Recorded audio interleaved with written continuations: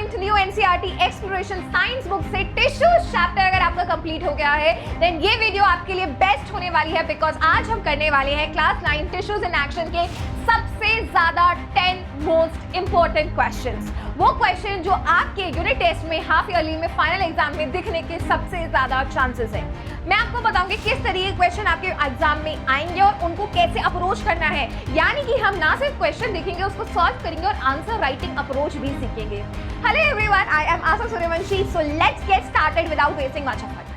And to be clear, yes, ये आपकी new NCERT book के अकॉर्डिंगली ही है। चलिए, find out the incorrect sentence. अब आपको इनमें से गलत सेंटेंस को चूज करना है। पहला आपको दिया हुआ है parenchyma tissue have intercellular space. क्या पैरेन्काइमा टिश्यू के पास इंटरसेल्युलर स्पेस होती है? बिल्कुल सही बात है, इनकरेक्ट नहीं है। Collenchyma tissue are irregularly thickened at corner, ये बात भी सही है, कुछ इनकरेक्ट तो नहीं है। आपको तो इनकरेक्ट ढूंढना है, तो करेक्ट स्टेटमेंट है। एपिकल और इंटरकैलरी मेरिस्टेम परमानेंट। एपिकल और इंटरकैलरी तो कैसे मेरिस्टम है, कैसे टिश्यूज है? मेरिस्टमैटिक टिश्यूज है, ना कि परमानेंट टिश्यू है। They are not permanent, they are meristematic. यही इनकरेक्ट है। बट हम सी स्टेटमेंट भी देख लेते हैं। Meristematic tissue in its early stage lack vacuole. बिल्कुल, मेरिस्टमैटिक टिश्यू के पास वैक्यूल नहीं होती, उनका मेजर फंक्शन डिवाइड का ही होता है। तो अगर आपसे कोई इनकरेक्ट स्टेटमेंट पूछा जाए तो वो एपिकल मेरिस्टम से रिलेटेड है। तो यहाँ पे हमने देखा कि किस तरीके से अलग अलग मेरिस्टम और अलग अलग टिश्यूज से मिला के भी एक सिंगल एमसीक्यू पूछ लिया है। यहाँ पे पैरेन्काइमा की भी नॉलेज टेस्ट कर ली है, कॉलिनकाइमा की, मेरिस्टमैटिक टिश्यू की भी, एंड ऑल्सो परमानेंट टिश्यू की भी। तो हर नॉलेज को सिर्फ एक ही क्वेश्चन के थ्रू चेक कर लिया है। चलिए आगे चलते हैं। Vibha claims to her friend Neha that meristematic cells are located at the root and shoot apice. अच्छा जी, तो ये क्या कह रही है भाई? विभा क्या कह रही है? मेरिस्टमैटिक सेल्स तो सिर्फ रूट और शूट के टिप पे होते हैं। आपको क्या लगता है, क्या आप नेहा से क्या क्वेश्चन पूछोगे इसको फर्दर समझने के लिए? अरे भाई, ये विभा जी, विभा का क्या नाम है भाई? विभा। तो विभा जी तो कह रहे हैं कि मेरिस्टमैटिक टिश्यू सिर्फ टिप पे होता है, चाहे वो शूट के टिप पे हो, चाहे बेटा वो रूट के टिप पे हो, वो सिर्फ टिप पे होता है। लेकिन क्या ये बात सही है कि वो सिर्फ टिप पे होगा? नहीं, शूट टिप पे तो okay, shoot apical meristem, root के टिप पे है तो रूट एपिकल मेरिस्टम। तो भाई नेहा कहेगी विभा जो तू कह रही है ना वो एपिकल मेरिस्टम के लिए तो ठीक है, it's right about apical meristem. लेकिन अगर मैं बात करूं, if I talk about the lateral meristem, उसका क्या साइड में नहीं होती क्या प्लांट की ग्रोथ? क्या प्लांट की ग्रोथ साइड में नहीं होती? चलो, इससे तो प्लांट की हाइट बढ़ जाएगी। प्लांट की गर्थ कौन बढ़ाएगा? Who will increase the girth of the plant? Plant के साइड में गर्थ नहीं, प्लांट के साइड में कोई ग्रोथ नहीं होती, प्लांट की क्या गर्थ नहीं बढ़ती? तो गर्थ कौन बढ़ाएगा? तो वो कहेगी हाँ भाई, विभा कहेगी सही कह रही है भाई तूने, यहाँ तू तो बिल्कुल सही कह रही है। लेटरल मेरिस्टम प्रेजेंट होता है साइड्स में, जो कि गर्थ बढ़वाता है। ऑल्सो बेटा नेहा क्या कहेगी, सुन Vibha, what about at the base of the node, what about at the base of the leaves, वहां पे भी तो मेरिस्टम होता है। इंटरकैलरी मेरिस्टम का क्या भाई? वो कौन करवाएगा, वो कौन बताएगा? सिर्फ एपिकल मेरिस्टम थोड़ी होता है दुनिया में। तो इंटरकैलरी मेरिस्टम नोड के पास होता है, also eight the base of the leaf होता है। उसका क्या, उसका क्या? वो तो तूने जिक्र ही नहीं किया। वहां पे ग्रोथ कौन करवाएगा? वहां पे इंटरकैलरी करवाएगा। तो बेटा जो कहा है आपकी विभा जी ने वो बिल्कुल करेक्ट स्टेटमेंट नहीं है, मुझसे पार्शली करेक्ट है, क्योंकि ओनली वर्ड लगा के इसने गड़बड़ कर दी। ये ओनली वर्ड लगाना गलत है, क्योंकि ऐसा नहीं है कि वो सिर्फ रूट और शूट के टिप पे होता है, वो तो प्लांट की साइड में भी होता है, नोट्स के पास भी होता है, लीव्स के बेस पे भी होता है। यानी कि yes, she is only talking about apical meristem, but what about lateral, what about intercalary? तो बेटा ये आप क्वेश्चन पूछ सकते हैं, ठीक है? क्लियर क्वेश्चन है ये वाला बेटा। तो यहाँ पे बेटा अगेन ये क्वेश्चन डायरेक्ट नहीं था, ये मेरिस्टेमेटिक टिश्यू पे क्वेश्चन था, बट घुमा फिरा के बातें बोल दी है। आप देख रहे हो डायरेक्ट क्वेश्चन नहीं आ रहे, कॉन्सेप्चुअल क्वेश्चन आ रहे हैं। तो वीभा की स्टेटमेंट बेटा इनकरेक्ट है। क्यों? क्योंकि मेरिस्टेमेटिक सिर्फ बेटा रूट और शूट एपिस पे नहीं होता। क्यों? क्योंकि एपिकल मेरिस्टम भी होता है, लेटरल मेरिस्टम भी होता है। कहाँ होता है वो मैंने आपको बता दिया है। चलो एक क्वेश्चन देखते हैं एक और। A person met with an accident in which two long bones of hands were dislocated. बेटा ये बोन थी, एक और बोन थी, ये दोनों बोन आपस में ऐसे अटैच थी पहले, फिर ऐसे डिसलोकेट हो गई क्योंकि बेचारे का एक्सीडेंट हो गया। तो क्या पॉसिबल रीजन है? क्या टूटा? टेंडन टूटा, लिगामेंट टूटा, एरियल टिश्यू टूटा, स्केलेटल मसल टूट गई, क्या टूट गया? एक बात याद रखिए, कनेक्टिंग टिश्यू एक मैंने आपको बताया था जो बोन को बोन से कनेक्ट करता है। इफ यू रिमेंबर, बल्ब के नाम से मैंने आपको याद करवाया था। बोन टू बोन कौन कनेक्ट करता है? एल से क्या होगा जल्दी से बताओ? लिगामेंट। तो यार जो कनेक्टिंग टिश्यू था, यानी कि जो लिगामेंट था, जो बोन को बोन से कनेक्ट कर रहा था, ये जो कनेक्ट कर रहा था, ये जरूर टूट गया होगा, तभी ये दोनों बोन आपस में डिसलोकेट हो गई हैं। तो क्या टूटा हुआ होगा? Ligament. Why? Because ligament connects bone to bone. तो आंसर क्या होना चाहिए? Ligament break. आप देख रहे हैं किस तरीके का ट्रिकी क्वेश्चन है, सिंपल क्वेश्चन नहीं था, दिमाग लगाना था। सिर्फ ये नहीं पूछा बोन को बोन से कौन कनेक्ट करता है, नहीं, घुमा दिया है। चलिए एक और क्वेश्चन करते हैं इसी टाइप का। आइए, While doing, अब यहाँ पे दो कॉन्सेप्ट को जोड़ दिया, एक मसल के कॉन्सेप्ट को और एक टेंडन और लिगामेंट के कॉन्सेप्ट को। समझते हैं इसको। चलो, While doing work and running, you move your organs like, बेटा जब आप रनिंग कर रहे हैं, जब आप काम कर रहे हैं, तो आप अपने हाथ और पैर चला रहे हैं। तो इसमें से कौन सी बात सही है कि स्केलेटल मसल कॉन्ट्रैक्ट करती है, लिगामेंट को पुल करती है? पहले तो एक बात बताओ, सिंपल सेंस में इसको समझने और डिकोड करने की कोशिश करते हैं। आपके हाथ और पैर में कौन सी मसल होती है? क्या आपके कंट्रोल में है बेटा? जब आप काम कर रहे हो, देखो आप काम कर रहे हो, आपके कंट्रोल में है, ये मेरे कंट्रोल में है। मैं चाहे तो लिख सकती हूँ अपना नाम, मैं चाहे तो इरेज कर सकती हूँ, मैं चाहे तो नहीं लिख सकती हूँ। तो बेटा ये मेरे कंट्रोल में था, ये वॉलंटरी मसल करवाती है। और वॉलंटरी मसल कौन सी होती है? स्केलेटल मसल, है ना। कार्डियक मेरे हार्ट में होती है, और बेटा स्मूथ मसल तो इनवॉलंटरी काम करवाती है। ये सब वॉलंटरी काम है, तो स्केलेटल मसल होगा। बेटा जहां पे भी स्मूथ है वो तो नहीं हो सकता आंसर, तो आंसर सी और डी में से ही होगा। बात इतनी डन है। चलो अब थोड़ा आगे देखते हैं। बेटा यहाँ लिखा है स्केलेटल मसल बोन से कनेक्टेड है। आपको ये पता ही होता है स्केलेटल मसल बोन से कनेक्टेड है, हमारे फ्रेमवर्क से कनेक्टेड है, तभी उसका नाम स्केलेटल मसल्स है, तभी स्केलेटल मसल है। क्यों? क्योंकि स्केलेटल सिस्टम से कनेक्टेड है, बोन से कनेक्टेड है, तभी नाम स्केलेटल मसल है। चलो इतनी बात तो है। अब यहाँ है लिगामेंट की टेंडन। बताओ भाई, MTB भी याद आपको करवाया था। M for muscle, T for tendon and B for bone. जल्दी से बता दिए, मसल टू बोन कौन कनेक्ट करता है?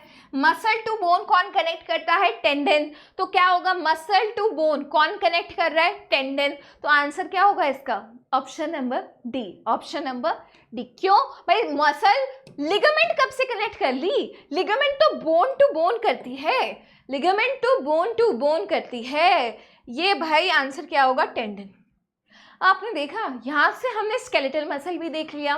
भाई मसल पे बहुत क्वेश्चंस आते हैं, याद रखना स्केलेटल मसल वॉलंटरी मसल है, हमारे कॉन्शियस कंट्रोल में होती है ना, मल्टी न्यूक्लिएटेड होती है, ब्रांच नहीं होती, सिलेंड्रिकल स्ट्रक्चर है। स्मूथ मसल जो होती है वो इनवॉलंटरी है, स्पिंडल शेप होती है। इनवॉलंटरी मसल है, हमारे इंटरनल ऑर्गन्स में प्रेजेंट होती है, जैसे कि बेटा आपका इंटेस्टाइन वगैरह में प्रेजेंट होती है। और आपका कार्डियक मसल हार्ट में होती है, कभी नहीं थकती, बिना थके काम करती रहती है। Right, do you remember all of this? है ना। तो मसल पे क्वेश्चन जरूर बनते हैं। यहाँ मसल और कनेक्टिव टिश्यू को आपस में मर्ज करके क्वेश्चन दिया था, बट स्केलेटल मसल या स्मूथ मसल हो या कार्डियक मसल हो, चाहे उसका लोकेशन हो, चाहे वो कैसी दिखती हो, चाहे इनवॉलंटरी या वॉलंटरी, सब आपको आना चाहिए। ठीक है। एक डिफरेंस बिटवीन वाली टेबल मैंने अपनी क्लास में पढ़ाई थी, प्लीज आप चेक कर लेना, मैंने अपने चैनल पे पूरा टिश्यू का वन शॉट डाला है। प्लीज, मसल का टॉपिक बहुत इंपॉर्टेंट है। ठीक है। इस टाइप का क्वेश्चन भी आ सकता है जो मैंने आपको दिखाया। आइए, फिल इन द ब्लैंक्स, अब हमको फिल करना है, देखते हैं क्या बात सही है। ब्लड वेसल में कौन सा टिश्यू है, जल्दी से सोचिए, which tissue is present in blood vessel. भाई कौन सा टिश्यू है जो एक्सचेंज करवाता है चीजों को, स्क्वामस, स्क्वामस एपिथेलियम, तो सिंपल स्क्वामस एपिथेलियम, याद है ना, फ्लैट सेल जिसकी वजह से एक्सचेंज हो सकता है, डिफ्यूजन हो सकता है। चलिए एपिथेलियम की लोकेशन पे क्वेश्चन है ये। Lining of small intestine, small intestine में कौन सा टिश्यू होता है, कॉलमनार टिश्यू होता है। क्यों, क्योंकि बेटा एब्जॉर्प्शन करनी होती है न्यूट्रिएंट्स की, जो आपने फूड तोड़ा है उसको एब्जॉर्ब करना होता है, तो यहाँ पे बेटा कॉलमनार एपिथेलियम होता है। कॉलमनार लंबे लंबे सेल्स होंगे ताकि एब्जॉर्प्शन कर पाए डाइजेस्टेड फूड की।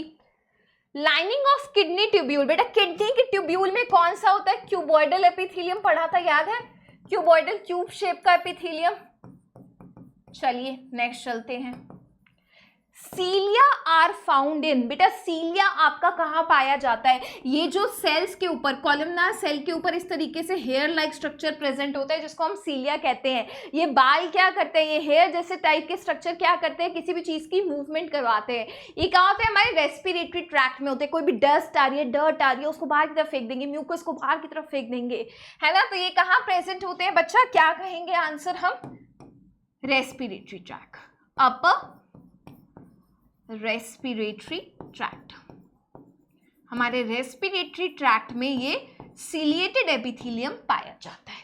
ठीक है, एपिथेलियम अगेन लोकेशन कैसी है, कैसा स्ट्रक्चर है, क्वेश्चंस आते हैं एपिथेलियम पे। अब देखो यार, मैं इंपॉर्टेंट क्वेश्चन बता रही हूँ, इसको ट्विस्ट करके क्वेश्चन पूछ सकते हैं। हम मसल के ऊपर वो ट्विस्ट करके पूछ सकते थे कि स्केलेटल मसल के क्या फीचर है, तुम्हें आने चाहिए। एपिथेलियम के इस तरीके के क्वेश्चन आते हैं, ठीक है, ट्विस्ट हो सकते हैं क्वेश्चन, बट मोर और लेस होते इसी टाइप के। Water hyacinth float on the water surface, भाई इस तरीके से वो वाटर के सरफेस पे फ्लोट कर रहा है। क्यों फ्लोट कर पा रहा है, जब भी तुम्हें यार फ्लोट वर्ड दिख जाए तुम्हारे दिमाग में एक वर्ड आ जाना चाहिए। क्या वर्ड है, आया आपके दिमाग में, भी मेरे दिमाग में तो आ गया है। जैसे ही आपको फ्लोट वर्ड दिखा, क्या आपके दिमाग में एरेनकाइमा आ गया, याद है मैंने पढ़ाया था, which is a type of parenchyma, ये एक पैरेनकाइमा का ही टाइप है। डू यू रिमेंबर, येस और नो, बेटा जिसके पास एयर कैविटी भरी हुई है, ऐसी कैविटी है जिसमें एयर भरी हुई है, they have large air cavity. Air cavity क्या करती है बेटा, किसी भी चीज में हवा भर दोगे वो कैसा हो जाएगा, हल्का, इट बिकम्स लाइट, और जैसे ही हल्का होगा ये क्या करने लगेगा, फ्लोट करने लगेगा। यानी कि इसके पास कैसी प्रॉपर्टी आ गई, बॉयंसी आ गई इसको, तो ये फ्लोट करने लग गया। क्लियर है। तो इसकी जो लीव स्टॉक होती है, जो इसकी डंडी होती है ना, लीव स्टॉक, उसमें प्रेजेंट होता है एरेनकाइमा, जिसके पास भर के एयर कैविटी होती है। एयर क्या करेगा, गुब्बारे में हवा भर देते हो लाइट हो जाता है, वैसे बेटा पौधा भी लाइट हो जाएगा और वो फ्लोट करने में मदद करेगा, बॉयंसी। क्लियर है। एरेनकाइमा भी पढ़ा था हमने, क्लोरेनकाइमा भी पढ़ा था। क्लोरेनकाइमा वो पैरेनकाइमा जिसके पास क्लोरोफिल है, वो फोटोसिंथेसिस में मदद करता है। ठीक है, क्लियर है इतना बेटा। ऑलराइट, नेक्स्ट क्वेश्चन पे चलते हैं।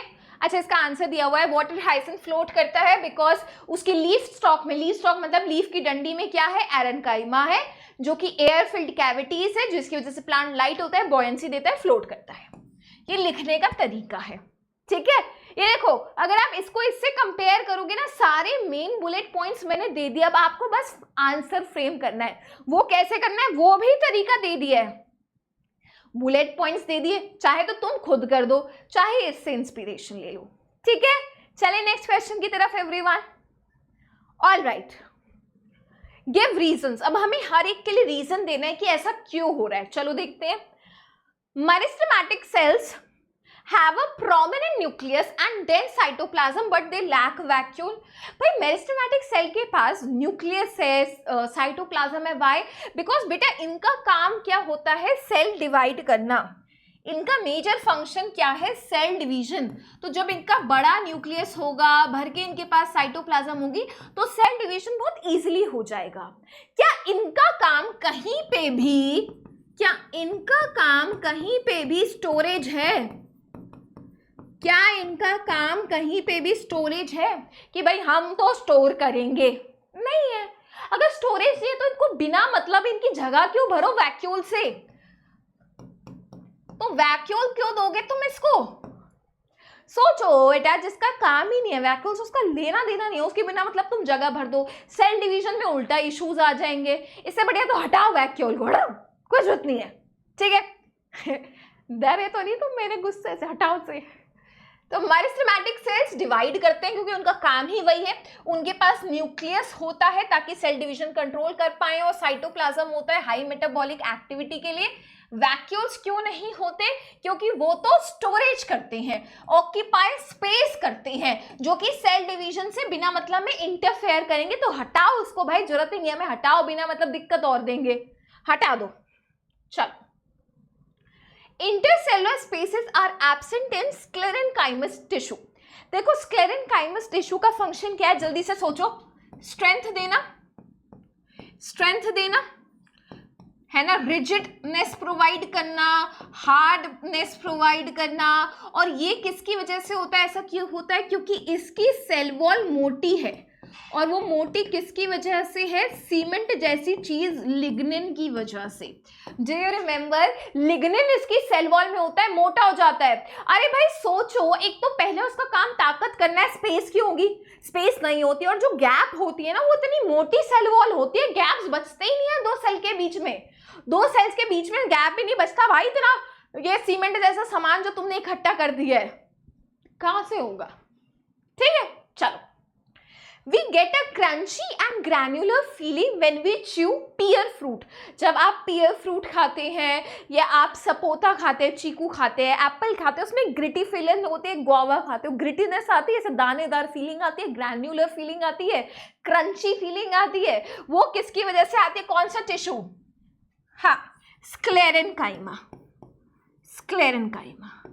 तो बेटा स्क्लेरेनकाइमा के पास ना एक बहुत हार्ड टाइप का एक स्क्लेरेनकाइमा होता है, जिसकी वजह से उनको हम बोलते हैं स्टोन सेल्स, स्क्लेरीड्स बोलते हैं। A type of sclerenchyma only, sclereids, stone cells. तो वो बेटा जिनकी वजह से बहुत हार्ड होते हैं, बहुत स्ट्रॉन्ग होते हैं, जिसकी वजह से वो ग्रैन्युलर ग्रिटिंग फीलिंग आती है। ठीक है, दोनों बात को इकट्ठे देख लेते हैं। तो स्क्लेरेनकाइमा थिक होता है, लिग्निन की सेल वॉल का होता है, टाइटली पैक होता है, स्ट्रेंथ देता है, मैं आपको बता चुकी हूँ, सपोर्ट देता है, और कोई इंटरसेलुलर स्पेस इसलिए ही नहीं होती है। नेक्स्ट चीज, जो पेयर फ्रूट होता है उसके पास क्या होता है? स्क्लेरीड्स। मैंने बताया था, जिसको हम क्या बोलते हैं? स्टोन सेल्स बोलते हैं। क्या है? स्क्लेरेनकाइमा ही है, स्क्लेरेनकाइमा ही है, जो मैं ऑलरेडी बता चुकी हूँ। सेल वॉल थिक होती है, लिग्निन की होती है, जिसकी वजह से बेटा ग्रैन्युलर फीलिंग आती है। ठीक है, चलेगा? चलेगा? ये सेम बात जो मैंने यहाँ पे लिखी ना, ये सेम बात चिपका दो। किसके बारे में बात कर रहे थे? स्क्लेरेनकाइमा पे। यहाँ पे लिख दो, चाहे तुम दोबारा लिख दूं क्या? Cell wall thick, lignin. ठीक है, चलो। Branches of a tree move and bend freely. बेटा जो ट्री की ब्रांचेस होते हैं बेंड कर जाती है वेलोसिटी में, लेकिन टूटती नहीं है। क्यों नहीं टूटी? जस्ट इमेजिन, तो बहुत हार्ड है, इसको तोड़ने की कोशिश करो, टूट जाएगा, है ना? ये देखो, लेकिन यहाँ पे एक मेरा ये है, इसको बेंड कर रही हूँ तो मैं इजिली बेंड हो पा रहा है। क्यों हो पा रहा है? क्योंकि ये क्या है? फ्लेक्सिबल है। क्योंकि ये क्या है? फ्लेक्सिबल है, इट इज फ्लेक्सिबल। और ये फ्लेक्सिबिलिटी किसकी हेल्प से आती है बेटा? फ्लेक्सिबिलिटी किसकी हेल्प से आती है? कॉलेनकाइमा। और कॉलेनकाइमा क्या है बेटा? ऐसा कॉलेनकाइमा के पास, जल्दी सोचो, उसकी सेल वॉल थिक होती है कॉर्नर्स पे, और वो जो थिक हो रही है कॉर्नर्स पे, वो किसकी वजह से होती थी? याद करो, पेक्टिन की वजह से। उसकी सेल वॉल में पेक्टिन और सेल्यूलोज पाया जाता है। जो पेक्टिन होता है ना, वो उसको फ्लेक्सिबिलिटी प्रोवाइड करता है। तो वो बेंड क्यों कर पा रही है? क्योंकि उसके पास कौन सा टिश्यू है? कॉलेनकाइमा जैसा फ्लेक्सिबल टिश्यू है। और जो कॉलेनकाइमा है वो क्यों फ्लेक्सिबल है? ऐसा उसके पास ऐसा क्या है? उसके पास पेक्टिन होता है सेल वॉल में। ठीक है, क्लियर है? चलो next question. It is difficult to pull out the husk of a coconut tree. अच्छा, husk of the coconut tree में कौन सा टिश्यू होता है? याद करो भाई, बताया हुआ है तुमको। हाँ जी, अगेन बेटा स्क्लेरेनकाइमा, स्क्लेरेनकाइमा तो सबको पता है, बहुत ही स्ट्रॉन्ग है, बहुत रिजिड है, और वो क्यों है मैं 100 करोड़ बार चीख के बता चुकी हूँ, लिग्निन की वजह से, लिग्निन की वजह से। तो यहाँ पे सारे हमने एप्लीकेशन देखी एक तरीके से पैरेन्काइमा, कोलेनकाइमा, स्क्लेरेनकाइमा की, कहाँ होते हैं, क्यों होते हैं, क्या हो जाता है। तो अलग अलग स्टाइल से क्वेश्चन आए हुए हैं, यही होते हैं कॉन्सेप्चुअल क्वेश्चन। डायरेक्ट नहीं पूछा पैरेन्काइमा का फंक्शन क्या है, घुमा दिया है। कोलेनकाइमा का डायरेक्ट नहीं पूछा, बट हो सकता है आपके एग्जाम में पैरेन्काइमा, कोलेनकाइमा, स्क्लेरेनकाइमा का क्वेश्चन आ जाए। हमने इससे कितनी सारी चीजें कवर कर ली है, ठीक है। अच्छा, एक बार आप देख सकते हैं फ्लेक्सिबिलिटी कोलेनकाइमा की वजह से होती है, जिसकी वजह से वो बेंड कर पाते हैं, है ना। और कोकोनट हस्क में स्क्लेरेनकाइमा होता है जो थिक होता है, लिग्निन का बना होता है, और मैं आपको बता चुकी हूँ वो बहुत स्ट्रॉन्ग है। अब सेम बात है बेटा, यही बात तुमने यहाँ लिखी है, यही बात तुमने यहाँ लिखी है, और यही बात तुम्हें यहाँ लिखनी है। जहां भी स्क्लेरेनकाइमा आएगा बात तो एक ही रहेगी ना, सेम पॉइंट्स लिख देना। चलो, ऑलराइट, अभी असर्शन रीजन क्वेश्चन है, ट्राई करेंगे कि करके। चलिए बताइए, epithelium is well suited for gas exchange in the lungs. बेटा क्या एपिथेलियम से गैस एक्सचेंज होती है? यही सिंपल स्क्वामस एपिथेलियम से होती है, true. Okay, it consist of multiple layer. अगर बेटा इस तरीके से ये एक्सचेंज करवाना है तुम्हें गैसेस का, और तुमने लेयर बना दी मल्टीपल, मल्टीपल बोले तो तुमने बना दी बहुत मोटी। है ये कैसा बन गया भाई? हे एक सेकंड, मेरा बच्चे पार्टी। हाँ, अब तुमने लेयर बेटा इतनी मोटी बना दी, इसके थ्रू गैसेस कैसे मूव करेगी? पतला होगा तभी तो इजीली मूव कर पाएगा गैस, इतने मोटे बैरियर को कैसे क्रॉस करेगा? मल्टीपल लेयर नहीं होता, मल्टीपल लेयर प्रोटेक्शन के लिए होता है, जो हमारी स्किन में पाया जाता है एपिथेलियम। एक्सचेंज करवाना है तो बेटा पतला होना चाहिए ना। फॉल्स। तो बेटा पहला सही है, दूसरा फॉल्स है, तो क्या दूंगी मैं इसका आंसर? 3। ठीक है, क्लियर है? चलो 1 2 3 4 3 दे दिया। Let's move to the second question बेटा। आइए आइए, अब एक एक करके आंसर दीजिए। Cardiac muscle can contract continuously without fatigue. बेटा जो हमारी दिल की मसल्स होती है, कार्डियक बोले तो हार्ट, तो हमारी हार्ट की मसल, अगेन मैंने कहा था मसल पे अलग अलग टाइप के क्वेश्चंस आते हैं। अभी असर्शन रीजन भी मैं आपको दिखाना चाहती हूँ। अच्छा, why I brought these question, because I wanted कि आपको असर्शन रीजन क्वेश्चन की प्रैक्टिस अभी तक क्लास 1st to 8th आपने बहुत कम की होगी, है ना, जितनी एज कंपेयर टू अपने एमसीक्यू फिर भी सॉल्व करे होंगे 2 मार्कर 3 मार्कर, बट ये टाइप के क्वेश्चंस बहुत कम करें, इसलिए मैं ये क्वेश्चंस लेके आई हूँ ताकि इससे ए आपका टॉपिक क्लियर होगा, बी आपका असर्शन रीजन की आदत लगेगी। चलिए देखते हैं। कार्डियक मसल जो भाई दिल की मसल होती है, बिना थके काम करती है, विदाउट फटीग बोले तो बेटा बिना थके रुके काम करती रहती है। दिल की मसल ही तुमने एक दिन में थका दी ना, gone. Cardiac muscles have a high number of mitochondria and blood supply। भाई माइटोकॉन्ड्रिया होता है, इतना एनर्जी मिलती है, भर के ब्लड आता है, तभी तो इतनी वो मेहनत कर पाता है। अरे भाई वो बिना थके कैसे काम कर पा रहा है? क्योंकि उसके पास भर के माइटोकॉन्ड्रिया, ब्लड सप्लाई आ रहा है, खूब एनर्जी बना रहे, तभी काम कर पा रहे। तो बेटा पहली स्टेटमेंट भी सही, दूसरी भी सही, और दूसरी क्या पहली को जस्टिफाई करिए। पहली के बाद अगर आप बिकॉज लगा रहे हैं, ड्यू टू लगा रहे हैं, तो क्या आपको सेकेंड स्टेटमेंट मिल रही है? So they can contract continuously without fatigue because they have high number of mitochondria, yes. Due to the presence of high mitochondria, yes.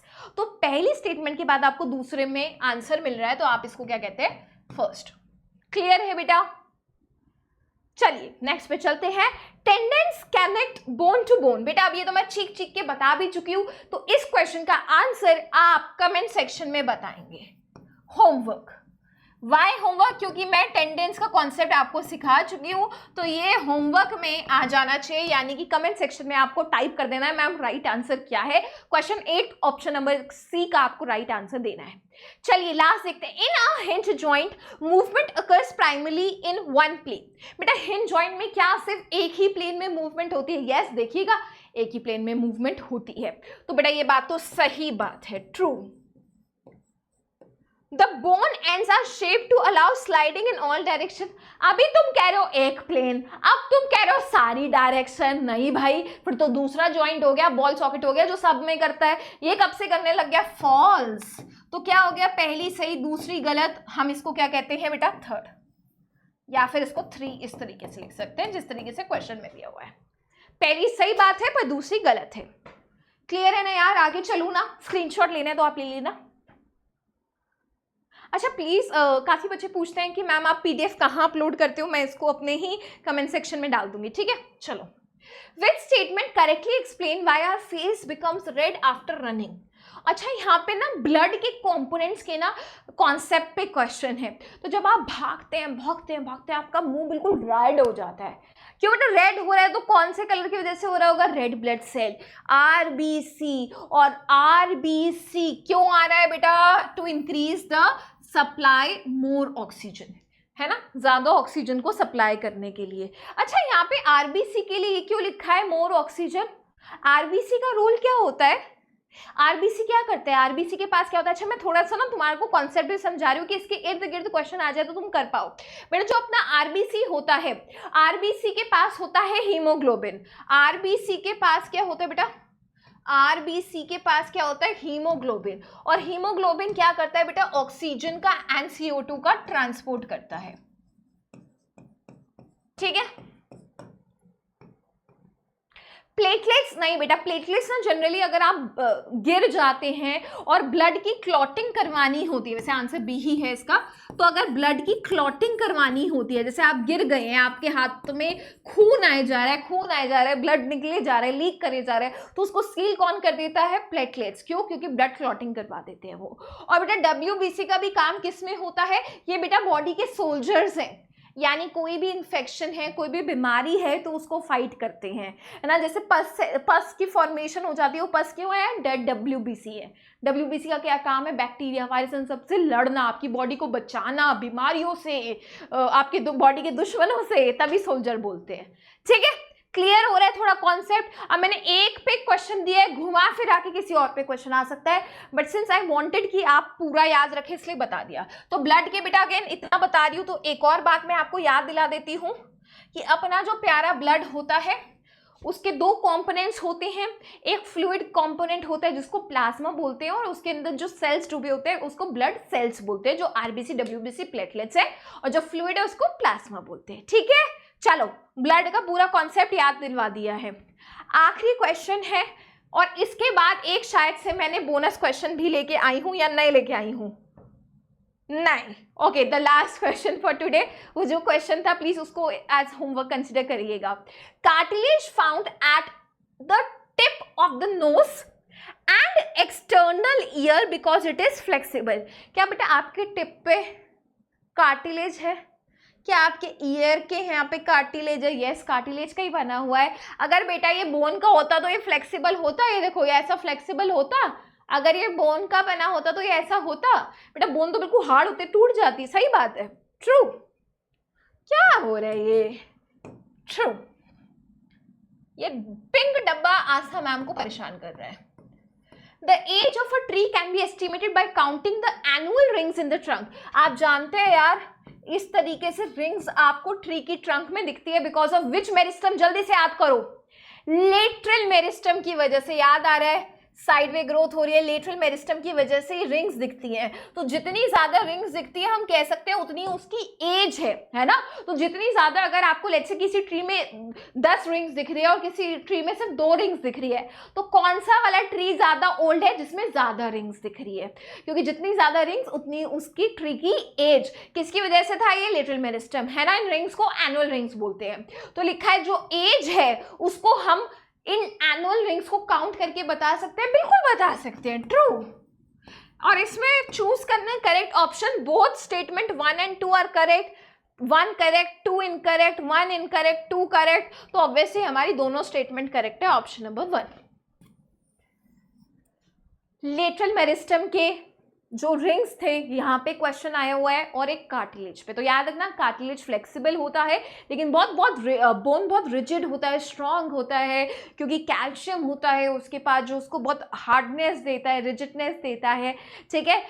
Again it's a type of skeletal connective tissue, ठीक है। तो what I wanted to से, question का मैंने तुम्हें idea दिया है, एक तरीके के रिवीजन भी करवा दिए, बट ट्विस्ट करके क्वेश्चन आ सकता है। इस पे बोन कार्टिलेज पे कोई और क्वेश्चन आ सकता था, राइट? इस पे आपको एज ऑफ द ट्री पे अलग आ सकता है कि ये किसकी वजह से होता है, किसकी एक्टिविटी की वजह से होता है। आपको लिटरली मेरिस्टेम आंसर देना होता है। So what I wanted to say, yes these were important question but the examiner can twist, examiner इसको घुमा के पूछ देगा, तो तुम्हें आना चाहिए, ठीक है? that's it everyone for from my side to you guys. I'll see you very soon with the next video. Till then, keep learning, keep shining. Bye bye.